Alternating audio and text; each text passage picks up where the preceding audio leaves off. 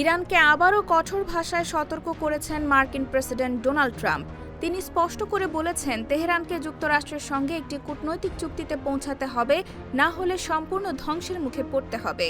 চীনে সফররত অবস্থায় মার্কিন এক টিভি সাক্ষাৎকারে তিনি বলেন, হয় তারা চুক্তি করবে, না হলে তাদের ধ্বংস হয়ে যেতে হবে।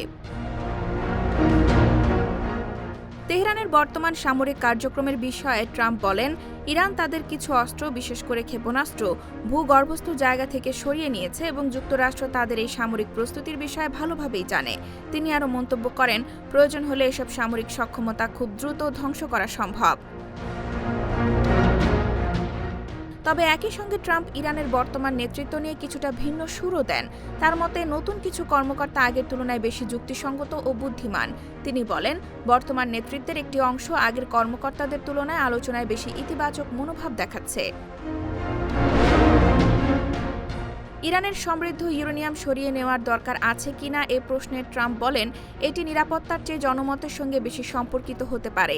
তিনি দাবি করেন, এই বিষয়টি সামনে আনার উদ্যোগ তিনিই প্রথম নিয়েছিলেন।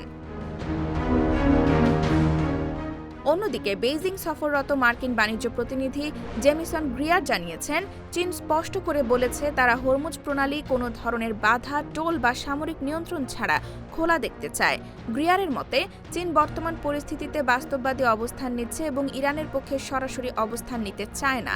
তিনি বলেন, ওয়াশিংটনের বিশ্বাস, চীন ইরাককে অতিরিক্ত সহায়তা দেওয়া থেকে বিরত থাকবে। IBTV USA, new York.